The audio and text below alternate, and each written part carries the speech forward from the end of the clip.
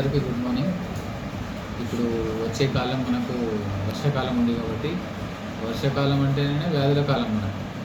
ఈ వర్షాకాలంలో వచ్చే కొన్ని మార్పుల వల్ల మనకు ప్రజలకి చాలా రకాల జబ్బులు వచ్చే అవకాశం ఉంది. మెయిన్గా ఈ సోర్సెస్ ఏంటంటే చేంజెస్, మార్పులు వాతావరణంలో వచ్చే మార్పులు అయి ఉండొచ్చు, వాటర్లో వచ్చే మార్పులు అయి ఉండొచ్చు, తినే ఫుడ్లో వచ్చే మార్పులు అయి ఉండొచ్చు. వాతావరణంలో వచ్చే మార్పులు అంటే మనకు టెంపరేచర్ అనేది చేంజ్ అవుతుంది, టెంపరేచర్ అనేది పడిపోతుంది. ఆ టెంపరేచర్ పడిపోవడం వల్ల వైరస్లు గ్రో అవ్వడానికి ఎక్కువ అవకాశం ఉంటుంది. సో ఇందులో మెయిన్ వైరస్ ఏంటంటే రెస్పిరేటరీ సిన్సియేషల్ వైరస్, జలుబుని కాజ్ చేసే వైరస్లు అంటే ఎక్కువగా అవుతాయి. సో మెయిన్ కారణం. తర్వాత తినే ఫుడ్లో కూడా మనకు చేంజెస్ వచ్చే అవకాశం ఉంది. లైక్ ఈగలు కానీ ఇన్సెక్ట్స్ కానీ వాటి మీద వాడడం వల్ల వచ్చే ఇన్ఫెక్షన్స్ అవకాశం ఎక్కువ ఉంటుంది.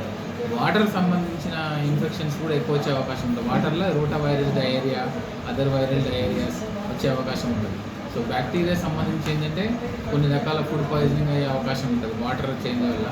తర్వాత మీకు సాల్మోనెల్లా, షిగెల్లా, డిసెంట్రీ, జిగట విరేచనాలు వచ్చే అవకాశాలు కూడా బాగా ఉంటాయి. సో మెయిన్ ఏంటంటే ఈ సోర్సెస్ అంటే వాతావరణ మార్పులు, తర్వాత వాటర్ల మార్పులు, ఫుడ్లో మార్పులు, ఇవన్నిటి వల్ల. ఇవే కాకుండా ఈ వాతావరణంలో ఎప్పుడైతే మార్పులు అవుతాయో వాటర్ స్టాగ్నేషన్ అవుతుందో, వాటర్ స్టాగ్నేషన్ వల్ల మనకు కొన్ని జబ్బులు వచ్చే అవకాశం ఉంది. ఈ వాటర్ స్టాగ్నేషన్ కూడా రెండు రకాలు ఉంటాయి. ఒకటి మురుగు నీళ్ళు స్టాగ్నేషన్ ఒకటి ఉంటుంది, fresh water stagnation. Fresh water stagnation వల్ల మనకు డెంగ్యూ దోమ అభివృద్ధి చెంది గుడ్లు పెట్టి దానివల్ల డెంగ్యూ వచ్చే అవకాశాలు ఎక్కువ ఉంటాయి. మురికి నీళ్ళు ఉండడం వల్ల మలేరియా, ఫైలేరియా వచ్చే అవకాశం ఉంటుంది. సో దోమల వల్ల వచ్చే వ్యాధులు కూడా మనకు ఇంపార్టెంట్. డెంగ్యూ, మలేరియా, ఫైలేరియా కాక మనకు చికెన్ గున్యా వచ్చే అవకాశాలు కూడా దోమల ద్వారా ఎక్కువగా ఉన్నాయి. సో ఇవన్నీ. సో మనం మెయిన్ కొన్ని జాగ్రత్తలు మనం ఏం తీసుకోవాలంటే ఎక్కువ శాతం మనం బయటికి వెళ్ళకపోవడం, వర్షంలో తడవకపోవడం, తర్వాత నీరు జమ కాకుండా చూసుకోవడం ఇళ్లలో. మెయిన్గా మురికి నీళ్ళైనా కానీ చెత్త నీళ్ళు జమ కాకుండా ఉండడం, మన ఇంటిని పరిశుభ్రంగా ఉంచుకోవడం. తర్వాత ఏదైనా నీరు అక్యుములేట్ కాకుండా ఏదైనా తిన్న తర్వాత వాటర్ బాటిల్స్ కానీ, ప్లాస్టిక్ కప్స్ కానీ, కుండలు కానీ, తర్వాత కొబ్బరి బోండాలు, పేపర్ కప్స్, పేపర్ ప్లేట్స్, ఇవన్నీ కూడా అక్కడ పడేయడం వల్ల వాటర్ అక్యుములేషన్తో జబ్బులన్నీ డెంగ్యూ దోమ అభివృద్ధికి అవకాశం ఉంది. మెయిన్ థ్రెట్ అంటే డెంగ్యూ వల్లనే. సో ఏంటంటే మన సిస్టమ్ కూడా మేము కూడా ఈ పిహెచ్సి ఏ రకంగా ప్రిపేర్ అయి ఉందా లేదా, పిహెచ్సిస్ కానీ యూపీఎస్సీస్ కానీ ప్రిపేర్ అయినాయా లేవా అనే ఉద్దేశంతో మనం చెక్ చేయడానికని ఇక్కడ డాక్టర్ గారు డిస్కస్ చేయడానికి ఇక్కడ పిహెచ్సి విజిట్ చేస్తూ ఉన్నాం. ఇందులో మనం చూసేది ఏంటంటే మండల్ లెవెల్లో ఈ సీజన్లో ర్యాపిడ్ రెస్పాన్స్ టీమ్ అని పెట్టాము. అన్ని శాఖల అధికారులతో ర్యాపిడ్ రెస్పాన్స్ టీమ్ పెట్టడం జరిగింది. డిస్ట్రిక్ట్ లెవెల్లో డిస్ట్రిక్ట్ రెస్పాన్స్ టీమ్ తర్వాత ఒకటి హెల్ప్ లైన్ నెంబర్ ఒకటి పెట్టడం జరిగింది. విలేజ్ లెవెల్లో, మండల్ లెవెల్లో కూడా ర్యాపిడ్ రెస్పాన్స్ టీమ్స్ ఉన్నాయి. అది విలేజ్ లెవెల్లో ఉన్నాయి, మండల్ లెవెల్లో ఉన్నాయి. రెగ్యులర్గా ఈ కమ్యూనిటీ మీటింగ్స్ రెగ్యులర్గా జరుగుతూ ఉంటాయి.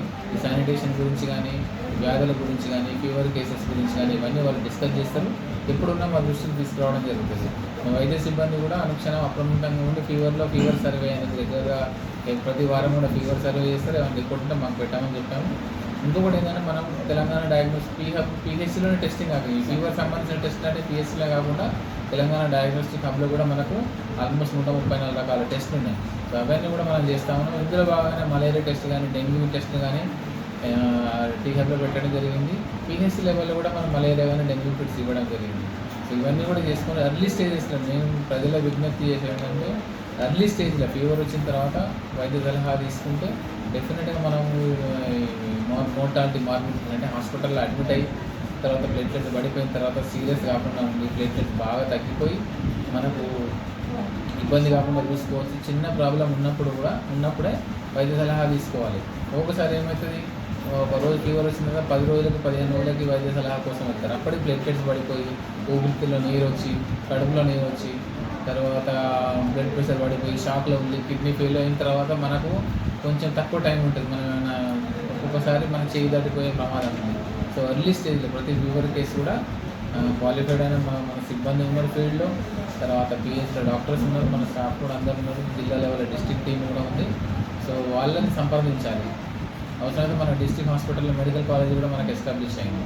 ఆ మెడికల్ కాలేజ్ ద్వారా కూడా మనకు అడిక్వేట్ టెస్ట్, ఫిజిషియన్స్, తర్వాత అందరూ ఫిజిషియన్స్, కార్డియాలజిస్టులు అందరూ కూడా అవైలబుల్ ఉన్నారు. సో సలహా తీసుకోవాలి.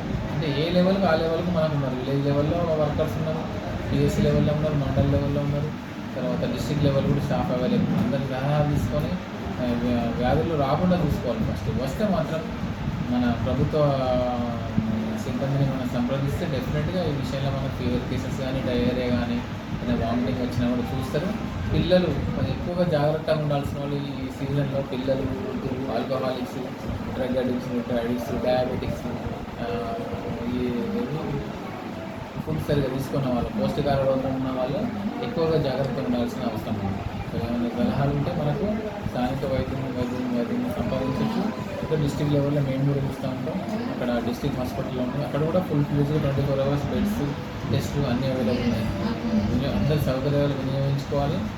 ఎంత ఎర్లీగా సిబ్బందిని సంప్రదిస్తే అంత ఎక్కువగా నష్టం కాకుండా ఉంటుంది.